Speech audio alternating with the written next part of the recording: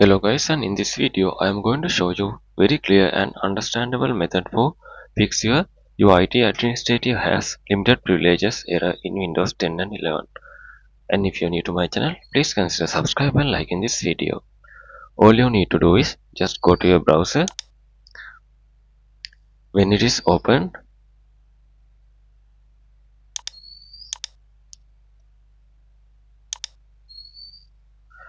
okay, you need to search for security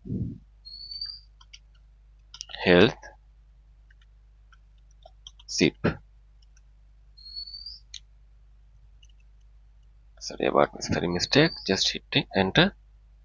Now you can see the first option. It is in the Microsoft community, how to fix open virus and threat protection error UIT.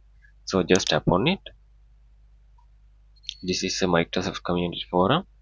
You need to scroll down a little bit. This is related to that issue, so you need to scroll down, and there is a option comment called this one. So there is a downloadable link here. Download this catalog Windows update file. Just tap on it. Now it is start to download the security health setup. I already downloaded that one. Then you need to download, that is around 18 megabytes. When you successfully download that file, you can see this kind of exe file, security health setup, and this kind of name.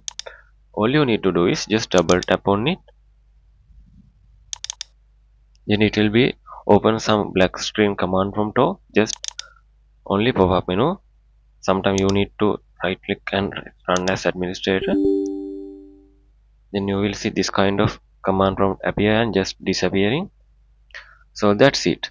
Then after you can go to start menu and setting and go to privacy and security and tap on Windows security. Yes, you can see my Windows security is on. So this is a very clear easy method to fix this issue, and this will completely and 100% fix your issue. So if you think this video is helpful, please consider subscribe and liking this video.